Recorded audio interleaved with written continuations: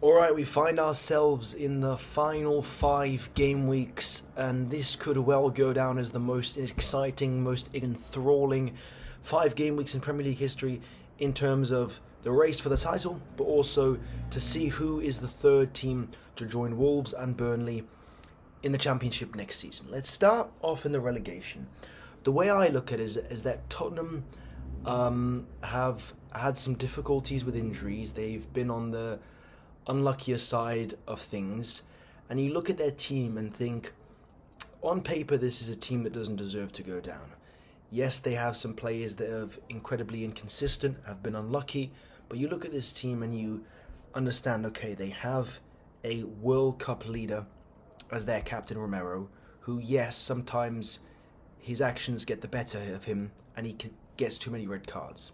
But aside from that, you then have a partnership with Mickey van der Ven, recovery pace amazing, two centre-back, a partnership that, quite frankly, would walk into most top 10 teams in the Premier League. Right, hands down. In my opinion, even better than Chelsea's centre-backs.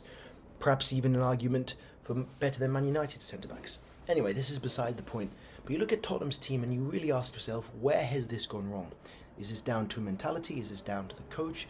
Is this down to the whole Tottenham board, club? You look at Xavi Simons.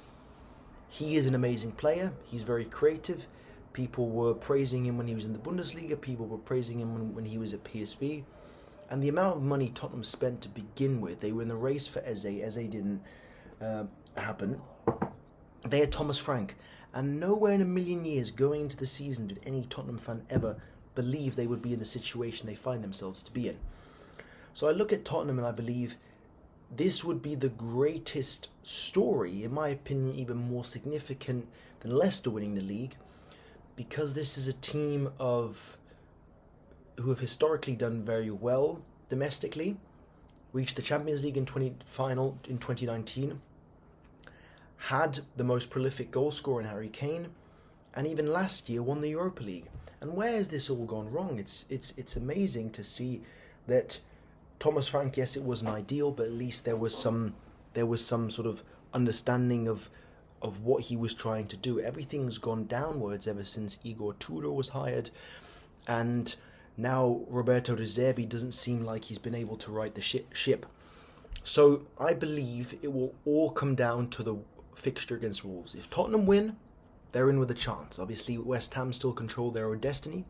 If Tottenham get a draw or loss, then I think they will be going down. Because quite frankly, you look at the remaining teams they have to face. I think one of them is Leeds, one of them is Chelsea, and I can't remember the other two, but it's difficult teams. Wolves is a fixture on paper they have to absolutely win. And you sense there was some belief in the team against Brighton. You sense there was some collectiveness, some urgency, that they only need this one result to kind of garner the momentum, to take that momentum on board and to really put it into action and get the results they need. Now obviously they're in a situation where they can't control their own destiny, where they're dependent on the results of West Ham. So it'll be interesting to observe and monitor how this goes.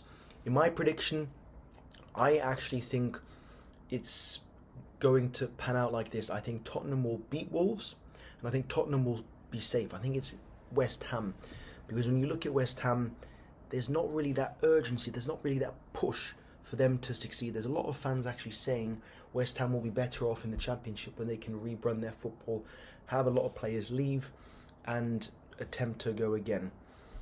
But it will be very interesting to see what happens, and I think for the neutral fan it's exciting, because not often you get to be put in this position where not only the title race could be decided on the final day, but also the job for relegation. And historically in English football, it's always been decided pretty early on, especially in the last 5 years or so. You know, after 20, 25, maybe 30 game weeks, it was pretty evident and clear who was going to go down. And it was oftentimes the newly promoted teams. Now, obviously, it was an anomaly with Leeds and Sunderland. Sunderland, in this case, exceeding expectations massively so, and Leeds kind of clinging their way and getting vital wins against, Man United. And also, let me just say this, Leeds didn't lose to Liverpool at all this season. Leeds didn't lose to Chelsea at all this season. Leeds did very well against Man City. I think they only lost both affairs by 1 goal, 3-2 and 1-0. And even against Liverpool, I want to say they only lost once. So if you can play like that as a team that's just promoted, then there's no chance you're going to go down.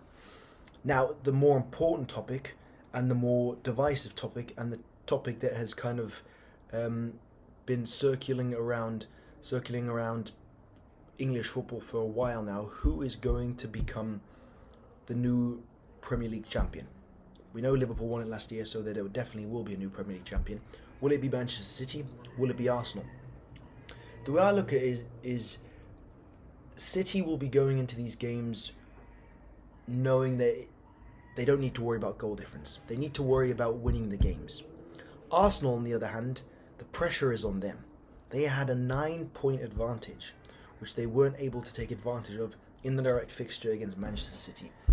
And you sit there and look at yourself and ponder, because is this the wake-up call that the players need? Is this the wake-up call that Arteta needs? Is he the right guy to instill the confidence, to inject the energy into this team for them to go unbeaten, win 5 out of 5 by a significant margin when nobody ever questions the mentality again?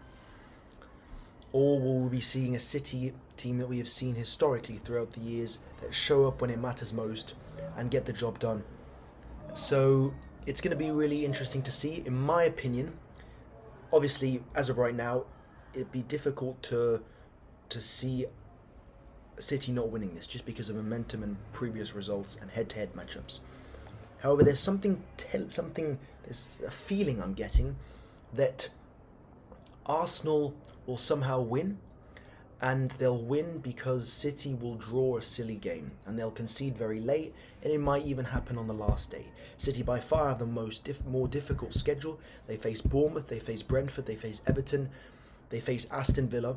Arsenal, on the other hand, have it fairly easy. They face Fulham, they face Crystal Palace, they face Newcastle, and they face West Ham.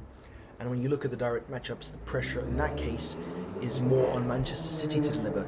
But then they would deserve it. If they win all 5 games with a significant margin and it doesn't come down to goal difference, then I tip my cap to Guardiola and everyone involved in the Manchester City infrastructure, because they have thoroughly deserved it. So there's something telling me that Arsenal will somehow win. And then all the blame, all the pressure, everything will go away, and you can look at it as a very successful season for Arsenal if they come off and can win the domestic title. So those are my thoughts. I may be wrong, but it's a gut feeling when it comes to the title race, and it's more of a professional take, I think, when it comes to the relegation battle. But I can't wait to see what happens, and I'll keep you posted.